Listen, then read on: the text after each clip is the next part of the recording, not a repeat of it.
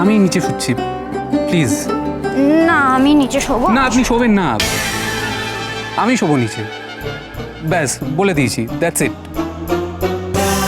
একে প্রফেসর মানুষ, তার উপর এরকম রেগে রেগে বলছে, না শুনে কোনো উপায় আছে? ঠিক আছে এখন তো সরুন, বিছানাটা করে দিতে দিন। না না আমি করে নিচ্ছি, আমি পারবো, আমি করি, কোনো অসুবিধা আপনি হবে না। শুনুন না, বলছি কোথা থেকে আবার স্কেল টেল জোগাড় করে আনবেন, চাদর টাদর মাপতে শুরু করবেন, দরকার নেই, অনেক সময় লেগে যাবে, আমি করে দিচ্ছি, তাড়াতাড়ি ছেড়ে দিন। আওয়াজ দিলেন?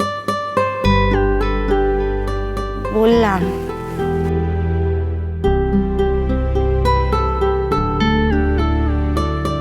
শুয়ে পড়ুন।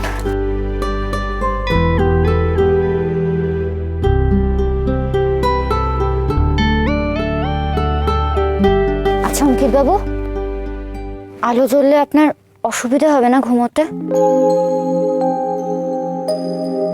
কি হলো, দাঁড়িয়ে আছেন কেন?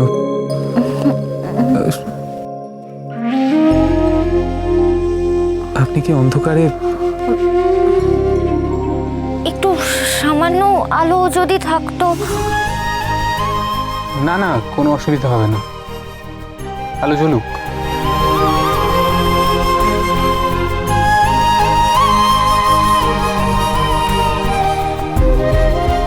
আপনি ভাববেন না, আমি আমি আপনাকে বিশ্বাস করি অঙ্কিত বাবু।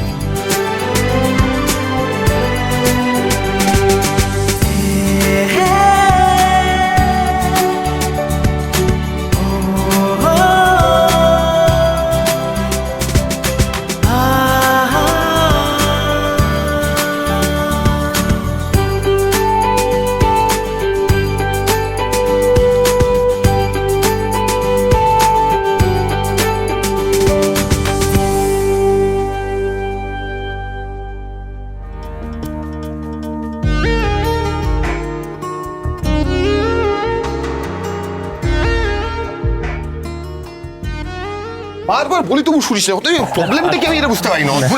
বাবা আপনি পায়ের মধ্যে যে একটা দিলেন না, ব্যথা করছে এখনো। আমি দিলাম হ্যাঁ, আমি বারবার বললাম যে স্টেপগুলো করছিস সেগুলো ফলো কর, তা না নিজের মতো উল্টো পাল্টা স্টেপ করছিস, হবে না? পা মস্কে গেছে নাকি দেখি? না না না ঠিক আছে সেরকম কিছু হয়নি।